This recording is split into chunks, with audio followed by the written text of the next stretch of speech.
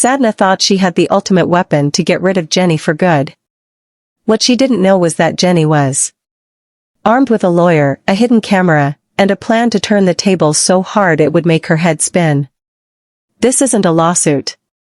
It's a counterintelligence operation. We're about to pull back the curtain on a story so shocking, so meticulously planned that it makes everything you've seen on television look like child's play. This is the story of the blackmail reversal, the sting operation that changed the game forever. We've got the inside track, the details the network would never dare to air. We're talking about a level of strategic warfare that elevates this family drama into a high-stakes thriller. Get ready because the truth is about to be deployed. This is the kind of deep dive exclusive access content we bring you every single day. If you want to be the first to know the stories behind the stories, do yourself a favor right now. Obliterate that like button. Hit subscribe, and ring that notification bell so you never miss a single earth-shattering update from this channel. You are not going to want to miss a second of this. The air in the house was thick that day, heavy with the unspoken resentments that had been brewing for years. Sumit was out running errands that seemed to stretch longer and longer whenever his mother was in one of her moods. This left Jenny alone. A situation she normally didn't mind. But today, there was a palpable tension, a static charge in the atmosphere that made the hairs on her arms stand up. Sadhna was quiet, but it wasn't a peaceful quiet. It was the predatory silence of a leopardess waiting for the perfect moment to strike. Jenny was in the kitchen washing some dishes, the gentle clinking of ceramic, and the rush of water, the only sounds breaking the stillness. She could feel Sadhna's eyes on her back. It was a physical sensation, a prickling heat that radiated from her shoulder blades. She turned, wiping her hands on a towel and forced a smile that didn't reach her eyes. Sadhna was standing in the doorway, her arms crossed, her expression a mask of cold placidity that Jenny had learned to fear more than any outburst of anger. "Jenny," Sadhna began, her voice deceptively soft, a silken tone that was meant to disarm, but only served to heighten Jenny's anxiety. "We need to talk alone." The implication was clear. What was about to be said was not for Sumit's ears. Jenny's heart began to beat a little faster. She gestured to a chair. At the small kitchen table, an invitation to civility she knew would not be accepted. Sadhna remained standing, a towering figure of judgment in the doorway. "I have received a communication," Sadhna continued, drawing out the words. "From an old family friend, someone who lived in America for many years, someone who knows the Palm Springs area very well." Jenny's blood ran cold. Palm Springs. Her home, the life she had left behind to be with Sumit. What could this possibly be about?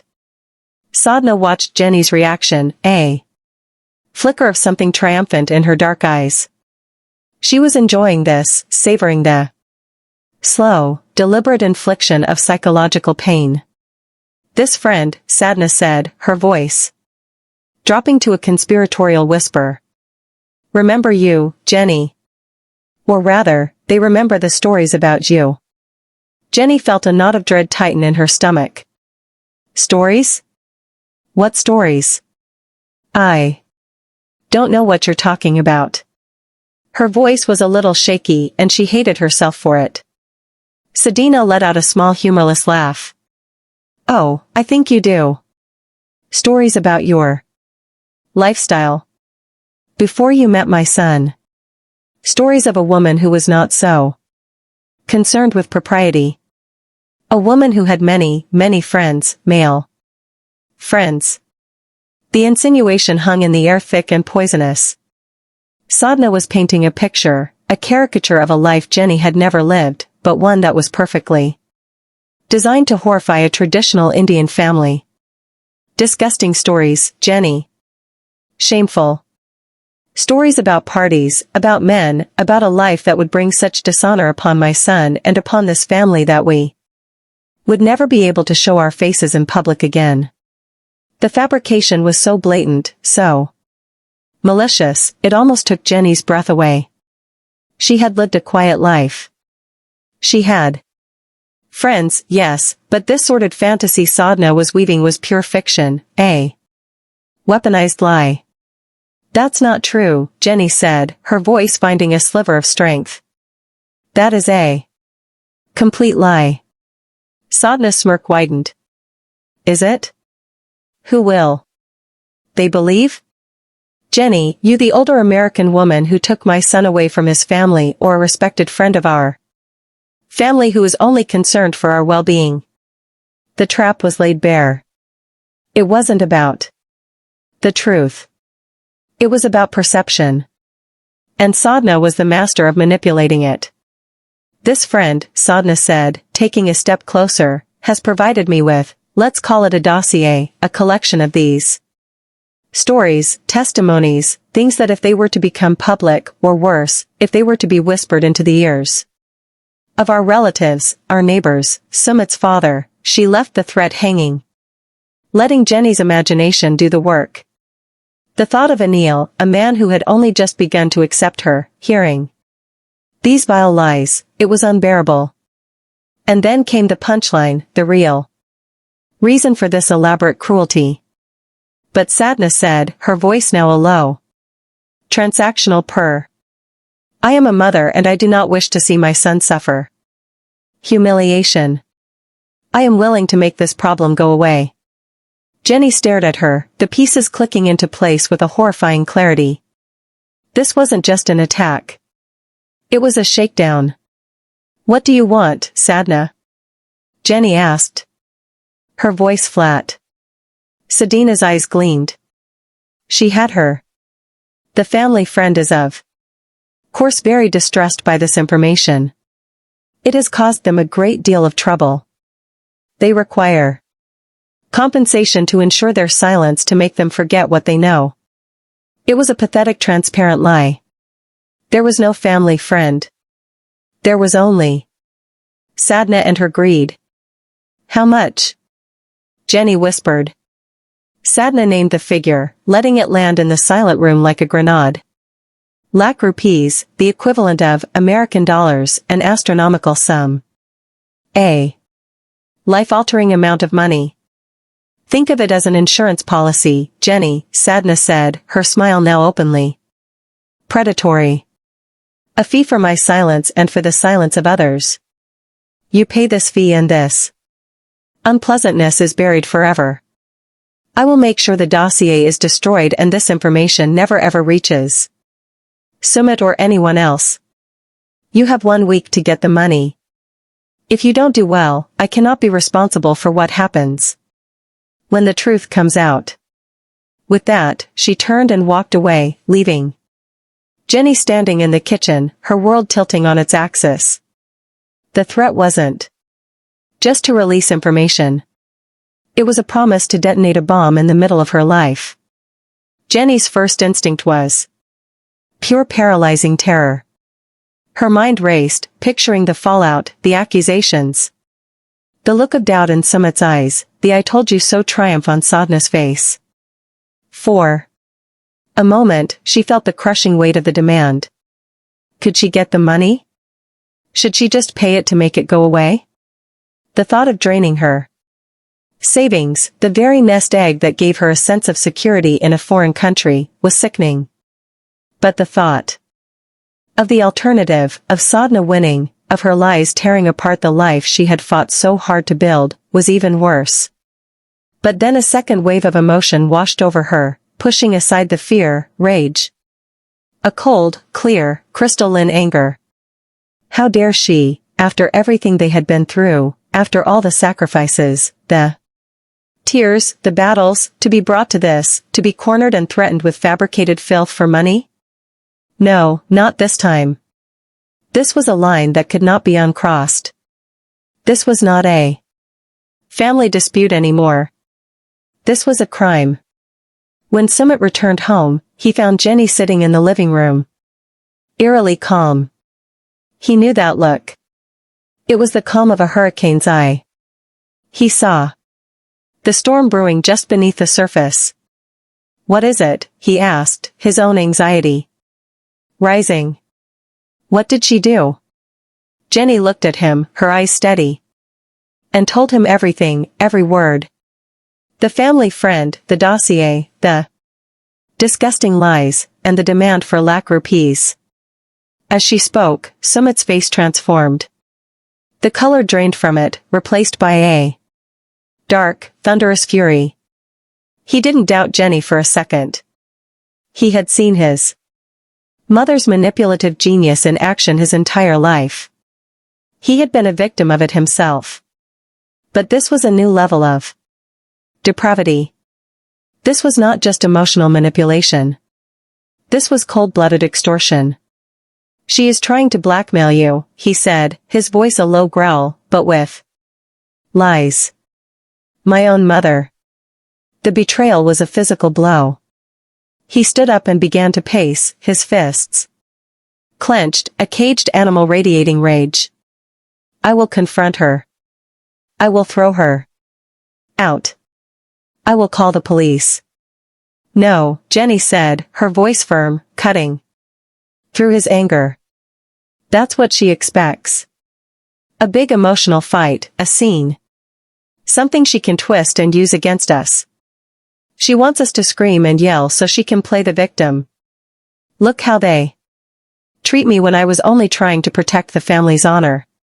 We can't fight her on her turf, Sumit. We can't win a game of lies and drama with her.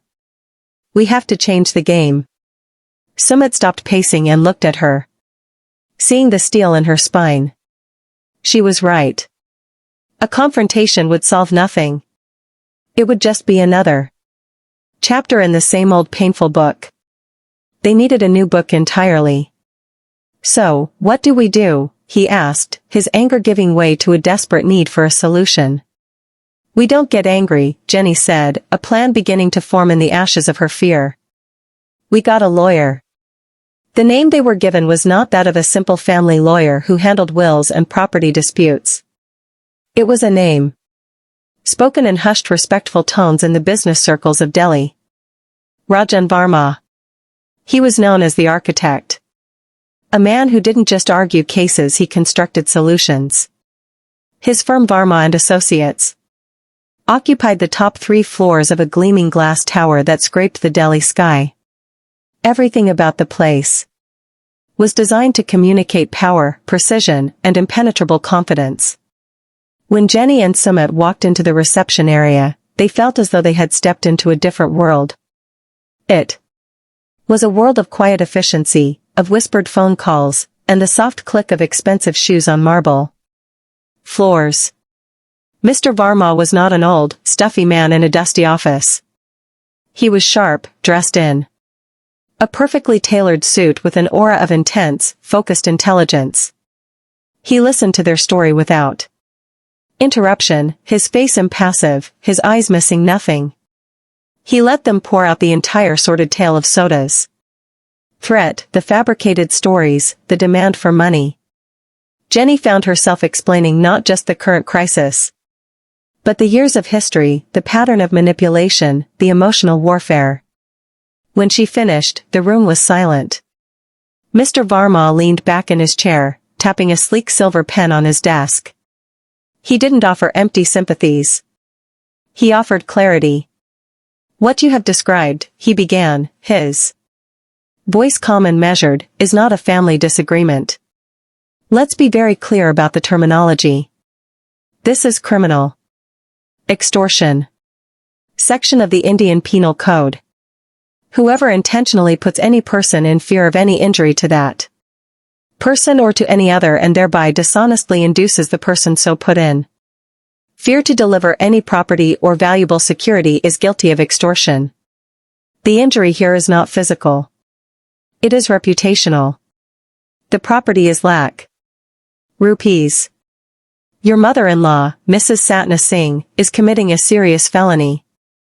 Hearing it laid out in such stark legal terms was both terrifying and validating. This wasn't just Sadhna being Sadhna. This was a crime. A crime with serious consequences.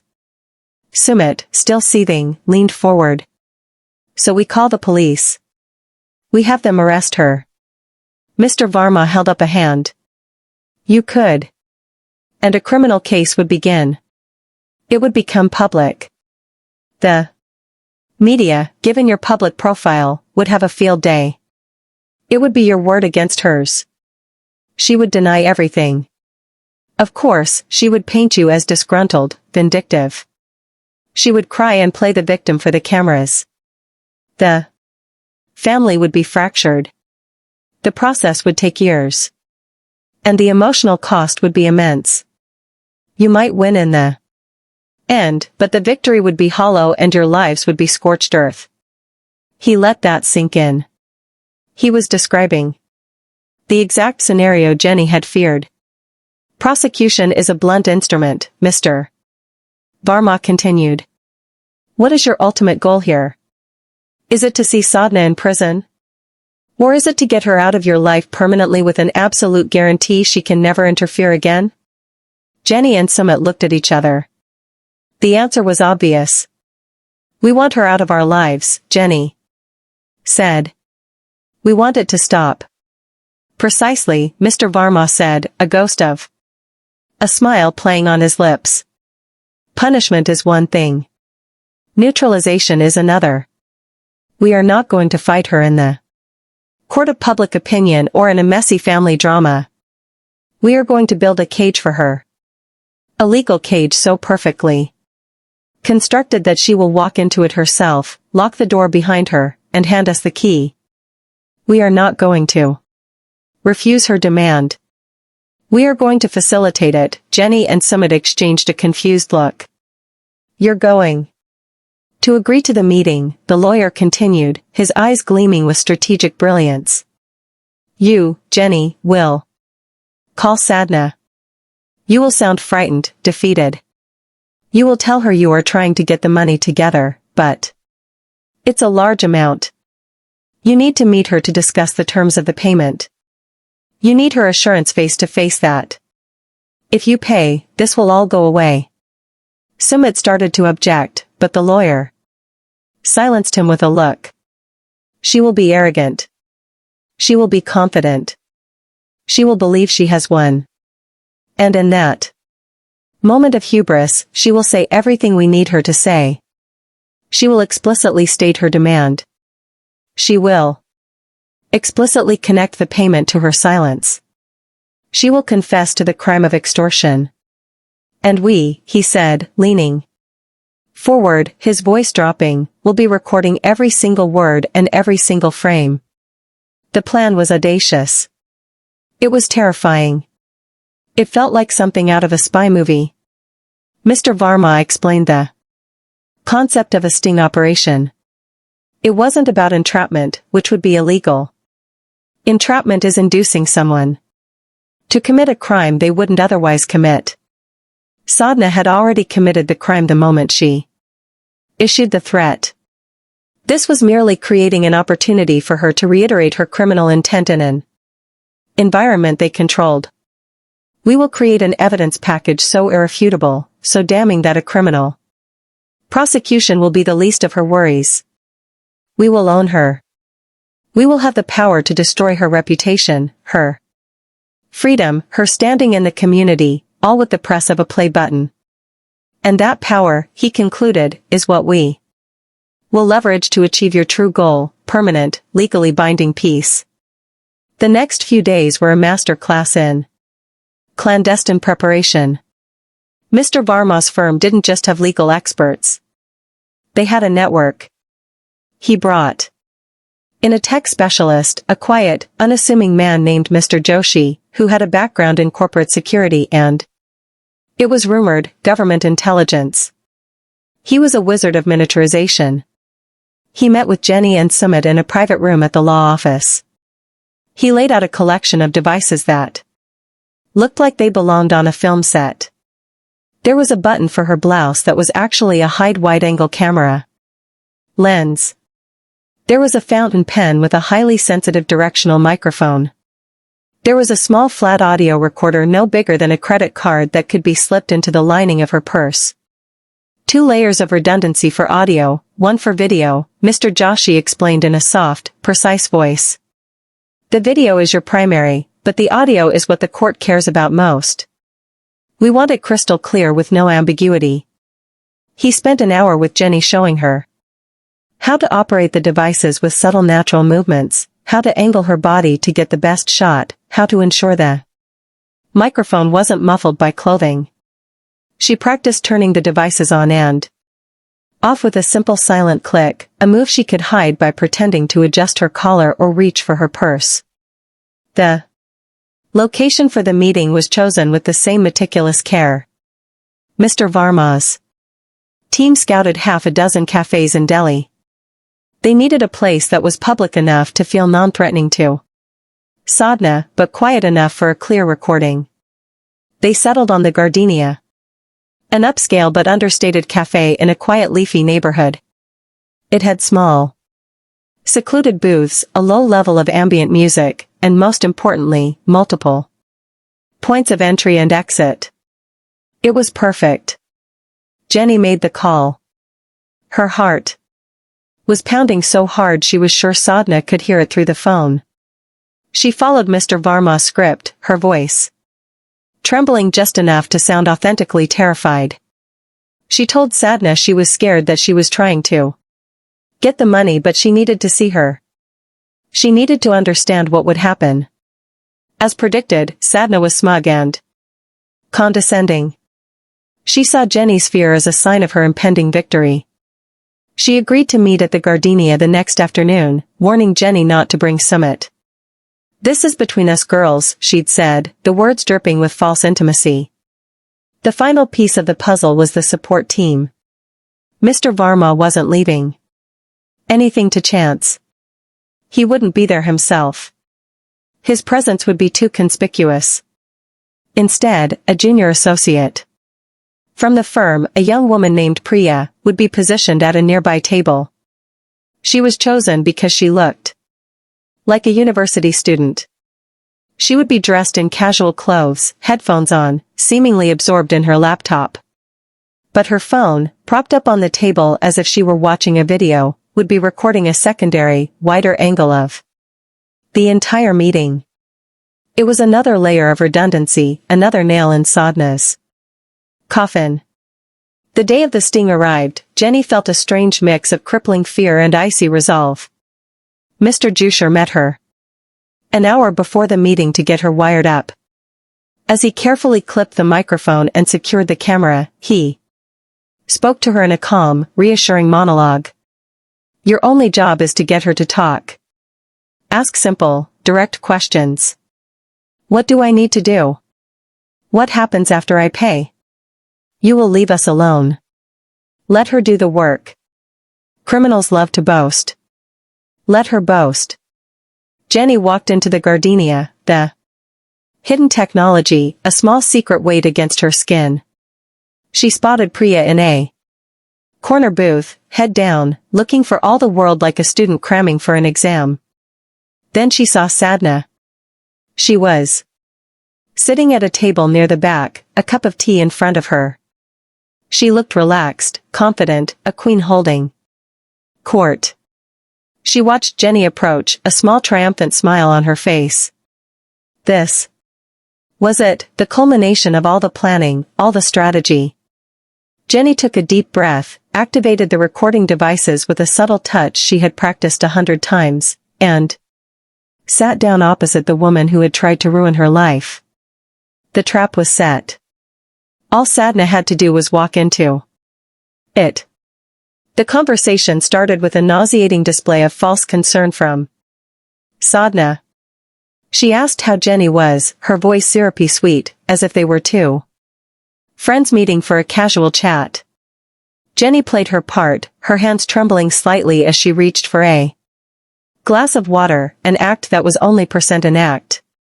"I'm scared, Sadhna," Jenny began, her voice a near whisper exactly as the lawyer had coached her.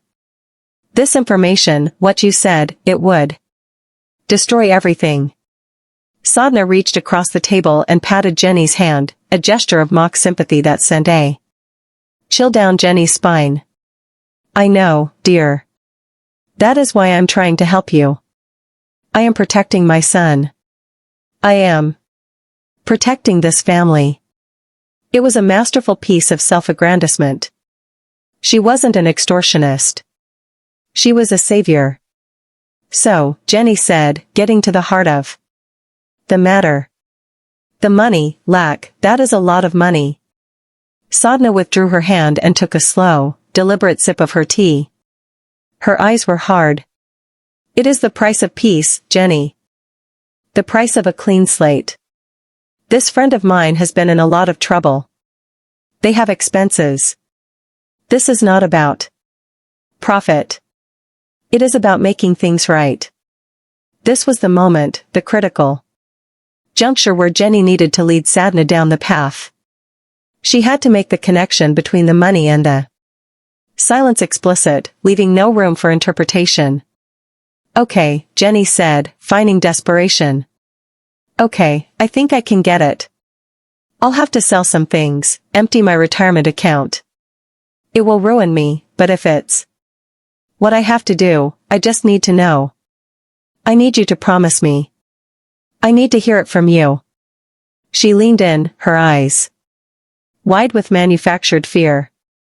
So, if I give you the money, you will destroy this information and leave us alone. It was the question, the million-dollar question, or in this case, the dollar question.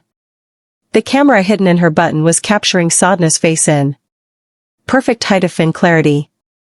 The microphones were picking up every nuance of her voice. In the corner, Priya's phone was recording the entire scene from a wider angle. There was no escape. Sadhna smirked. It was a slow, arrogant expression of absolute victory. She believed she had Jenny completely broken, a desperate woman willing to pay any price. She leaned forward, lowering her voice, but the directional mic in the pen on the table caught every single syllable. Yes, Sadhna replied, her voice a triumphant hiss. Of course. Think of it as a fee for my silence. A service fee. You pay. I forget. This dossier. It will be burned. This friend, they will disappear. Soon it will never know. What a bullet he dodged. You and I will never speak of this again. You give me the cash in a bag. No bank transfers. And you get your life back. It is that simple. She had done it. She had confessed. It was all there. The demand for money, the condition of silence, the threat of revealing the information if the payment wasn't made. It was a textbook definition of extortion. Gift wrapped and delivered on a silver platter. Jenny had to fight the urge to smile. Instead, she let a tear roll down her cheek. Okay, she whispered, her voice cracking. Okay, Sadhna, I'll get the money. She stood up as if she couldn't bear to be there a second longer and walked out of the cafe without looking back. As she turned the corner, out of sight, she leaned against a wall, her legs weak with a mixture of terror and exhilarating relief. She had the smoking gun. The war was already over. Sadhna just didn't know it yet. Back in their apartment, the adrenaline from the confrontation began to wear off, leaving a shaky, nervous energy in its place. Jenny handed the devices over to Sumit, her hands feeling strangely light without them. They didn't speak.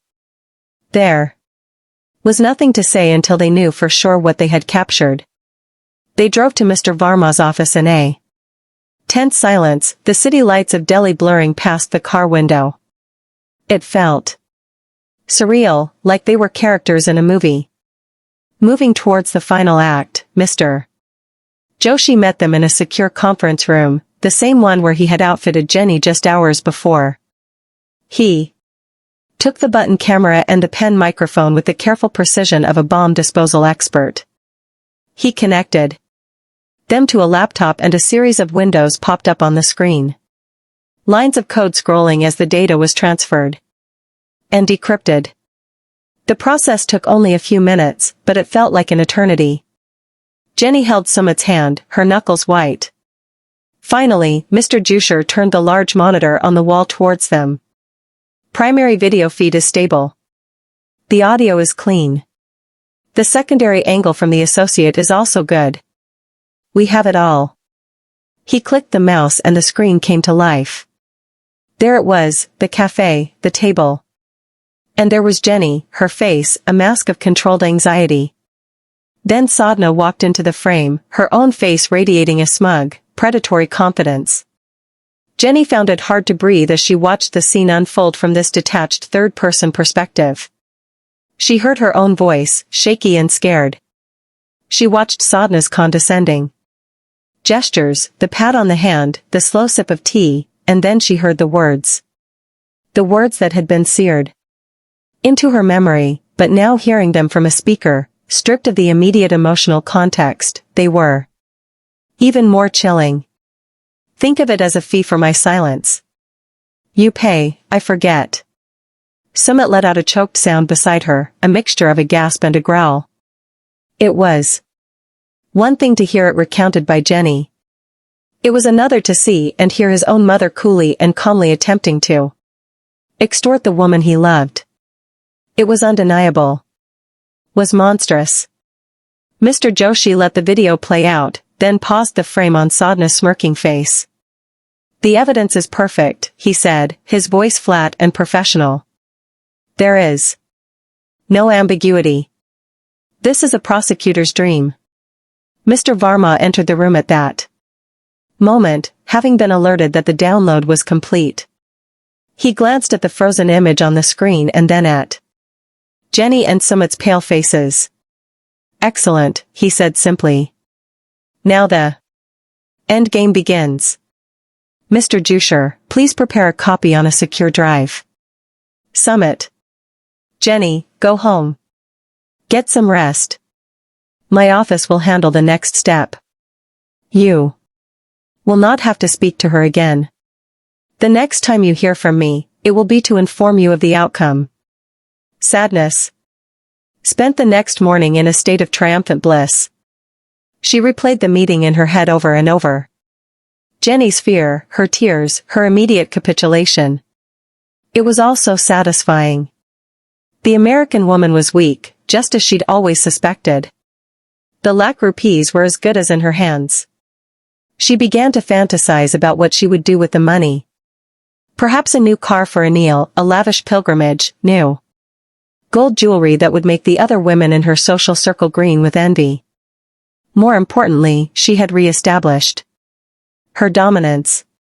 She had proven that she was the one who held the power in the family, that Jenny's presence was contingent on her goodwill. She was humming a cheerful tune in the kitchen when the doorbell rang. She expected it to be a delivery or a neighbor. Instead, she found a man in a sharp, crisp uniform, a professional courier. He held out a stiff, elegant envelope with the logo of Varma and Associates embossed in gold leaf. He asked her to sign for it. Puzzled, she scribbled her name and took the envelope. Her initial thought was that it was from Sumit. Perhaps he and Jenny had hired some small-time lawyer to send a threatening letter. How pathetic. She tore it open with a sense of amusement. But the document inside was not a rambling threatening letter.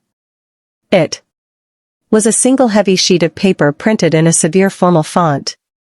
It was not a request. It was a summon. You are hereby formally requested, it read, to attend a meeting at the offices of Varma and Associates to discuss a matter of urgent and significant legal consequence pertaining to yourself, Mrs. Sadhna Singh. The meeting is scheduled for Hunkwak. Tomorrow, we must insist you attend, as a failure to do so will result in this matter proceeding to the relevant authorities without further notice to you. The formal intimidating language gave her a moment's pause. This felt more serious than she had anticipated, but her arrogance quickly reasserted itself. What could they possibly do? It was her word against Jenny's. She was a respected matriarch. Jenny was the foreign outsider. She would go to this meeting and she would put this fancy lawyer in his place. She decided to wear her most expensive sari. She had to look the part of the powerful round mother-in-law. The next day, Sadhna walked into the lobby of Varma and Associates and for the first time felt a flicker of apprehension. This was not some dusty back alley law office. This was a cathedral of corporate power. The sheer scale of the place, the quiet humming efficiency was designed to intimidate. She was escorted to the top floor to Mr. Varma's personal office. The room was breathtaking. One entire wall was a sheet of glass, offering a panoramic view of the Delhi skyline. The desk was a vast expanse of polished mahogany, empty except for a sleek laptop and a single file. Mr. Varma stood to greet her, but there was no warmth in his gesture. He was polite, but his eyes were like chips of ice. "Mrs. Singh," he said, his voice a calm, even baritone. "Thank you for coming. Please have a seat." Sadhna sat in the plush leather chair opposite his desk, feeling smaller than she had intended. She decided to go on the offensive. "I don't know what this is about," she began, her voice taking on the aggrieved tone she had perfected over years of practice. "My son and his wife are very confused. Jenny is under a lot of stress. I believe she is making up stories, trying to cause trouble in the family. I am very worried about her."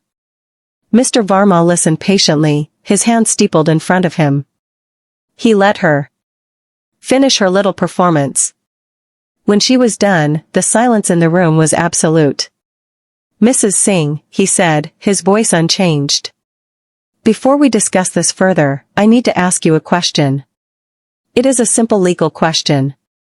Are you familiar with the section of the Indian Penal Code?" Sadhna stared at him blankly. "I don't know what you're talking about." "Of course not," Mr. Varma said smoothly. "Allow me to enlighten you. It pertains to the crime of extortion. It defines it as intentionally putting a person in fear of injury, in this case, reputational injury, to dishonestly induce them to deliver property. It's a very serious crime, Mrs. Singh. One that carries a prison sentence of up to 3 years along with a substantial fine." Sadhna felt a cold knot of dread form in her stomach. This was not going the way she had planned. "This has nothing to do with me," she snapped, her voice a little too loud. "You are wasting my time." "Am I?" Mr. Varma replied, his voice still unnervingly calm. He reached for his laptop, turned it so the screen faced her, and tapped a key. The video from the cafe filled the screen. Sadhna's breath caught in her throat. She saw herself sitting there looking so smug, so confident. She saw Jenny looking terrified. She heard the sound of her own voice, clear as a bell, speaking the words she now wished she could swallow back into her soul. She watched herself lean forward. She saw the smirk on her own face, and she heard the fatal sentence, the one that sealed her fate. "Think of it as a fee for my silence. You pay, I forget." The video ended. Mr. Varma paused the frame on her triumphant face. The silence in the office was deafening. Sadhna stared at her own image, her mind struggling to process the enormity of what had just happened. It was a trap. The entire thing was a meticulously planned, perfectly executed trap, and she had walked right into it with a smile on her face. The color drained from her face, leaving a pasty grayish pall. Her carefully constructed world of power and manipulation shattered into a million pieces. The expensive sari suddenly felt like a cheap costume. Her bravado evaporated, replaced by a raw primal fear. Prison. The word echoed in her mind. The public humiliation. The disgrace to her family, to her husband, the thought of being locked away, of losing everything. It was a horror beyond her darkest imaginings. Her mouth was dry. She tried to speak, but no words came out. Mr. Varma let her sit in her silent terror for a long moment, allowing the full weight of her situation to crush her. "As you can see," he said, his voice cutting through the silence like a surgeon's scalpel. "This is not a matter of your word against hers. This is a matter of your own words, your own face, your own confession, captured in crystal clear high-definition video and audio. We have a secondary angle as well, just for good measure. This evidence is irrefutable. If I were to hand this over to the Delhi police, a process that would take me about minutes, you would be arrested. By the end of the day, a prosecutor would look at this and see an open and shut case. The media given your son and daughter-in-law's public profile would be relentless. The trial would be a spectacle. And at the end of it, Mrs. Singh, you would be convicted. You would go to jail. There is no other outcome." He leaned back in his chair. The picture of calm, controlled power. Sadhna was shaking now, a visible tremor running through her hands. She looked at him, her eyes pleading for the first time in her life. She was no longer the queen. She was a cornered animal. "What do you want?" she whispered, her voice a hoarse rasp. "That is a much better question," Mr. Varma said. "My clients Jenny and Sumit are not vindictive people. Strange, isn't it? After everything you have put them through, their primary desire is not for your punishment. It is for peace. They simply want you out of their lives forever. So, I am here to present you with a choice. You have 2 doors in front of you." He slid a thick multi-page document across the desk towards her along with an expensive-looking fountain pen. "Door number 1 is behind you. You can walk out of this office and I will make the call to the police. The wheels of justice will begin to turn and your life as you know it will be over." Or he said, tapping the document with his finger. "There is door number 2. You can pick up this pen and you can sign this document. If you sign this document, the video, the audio, all copies of this evidence will be placed in a secure vault. They will never see the light of day unless you force our hand." Sadhna stared at the document as if it were a venomous snake. It was a legally binding contract, a settlement agreement. "What is it?" she stammered. Mr. Varma proceeded to outline the terms of the contract, his voice cold and precise. Each clause and other bar in the legal cage he had constructed for her. Clause 1 is a permanent and binding no-contact agreement. You will have 0 contact with Jenny Singh ever.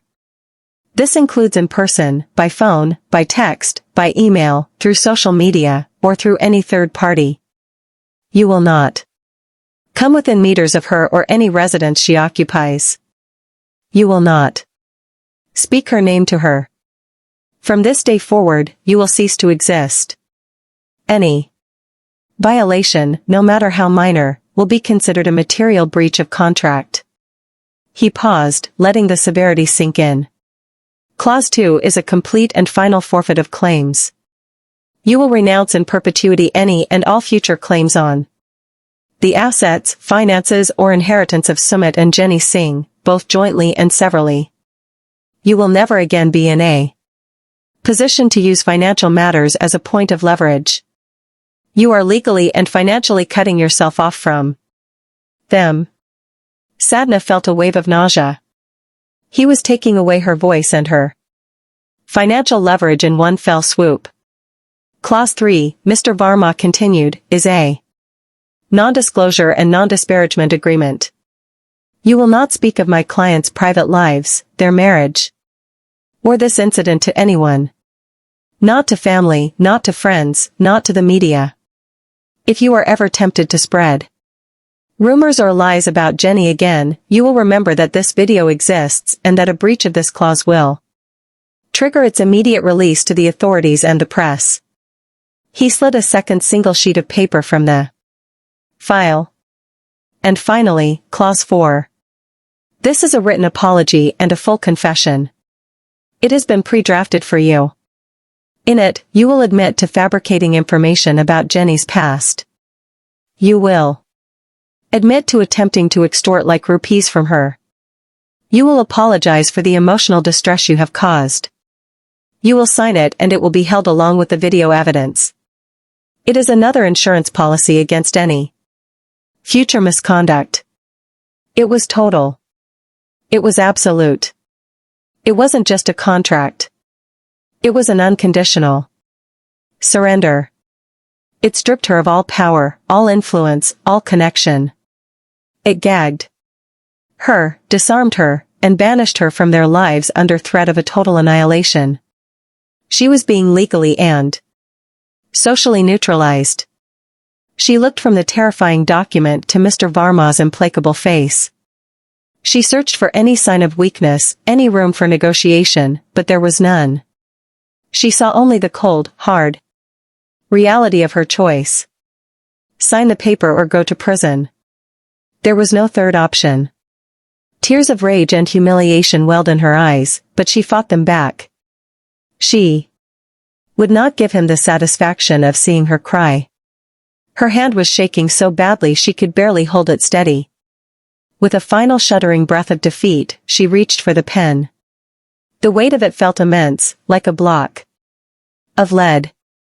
The scratch of the nib on the thick creamy paper was the loudest sound she had ever heard. It was the sound of her world ending. She signed her name on each page. Her signature a spidery broken version of its usual confident scrawl. She signed the confession. It was done. Mr. Varma took the documents, reviewed the signatures, and then placed them carefully into a folder. A wise decision, Mrs. Singh, he said. His tone unchanged. A copy of this agreement will be sent to you for your records. You are free to go. Sadhna stood up, her legs unsteady. The powerful, scheming matriarch who had walked into the office an hour ago was gone. In her place was a defeated old woman, stripped of her dignity and her power. She walked out of the office, out of the building, and into the harsh Delhi sunlight. A ghost in her own life. She had been so sure of her victory, so confident in her power to manipulate and control. And in the end, she had been outmaneuvered, trapped, and utterly, completely checkmated. Jenny and Sumit were waiting at home. The tension so thick, it was hard to breathe. Every time the phone rang, they both jumped. Finally, in the late afternoon, Sumit's phone buzzed with Mr. Varma's name. He put it on speaker. It is done, the lawyer's calm voice said from the other end. She signed unconditionally. We have the contract and we have the confession. A massive shuddering wave of relief washed over Jenny. So powerful it almost brought her to her knees. It was over. The fighting, the fear, the constant looking over her shoulder, it was all over. It wasn't a feeling of joy or triumph. It was the profound exhausted relief of a soldier who has finally come home from a long and brutal war. Sumit pulled her into a hug, burying his face in her hair. They just stood there for a long time holding each other, letting the reality of their freedoms sink in. They had won. They had won without a messy public court battle, without tearing the family apart in a public spectacle. They had used their opponent's own arrogance and malice against her and had achieved a perfect, silent victory. They now held a legal weapon of immense power. The signed contract and the video evidence were their shield and their sword.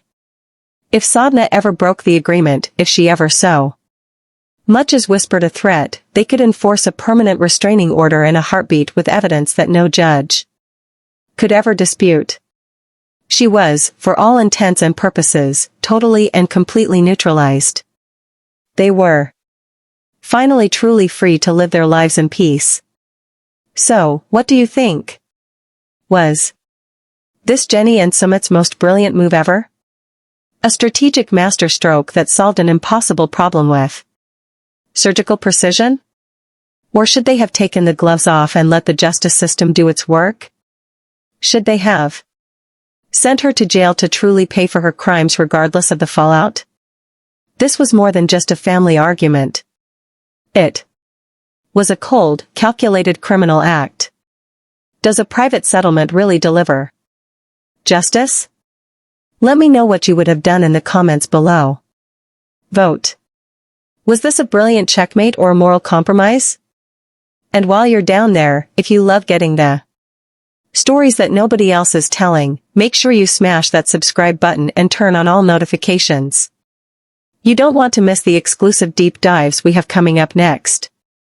This story is over, but the secrets are just getting started.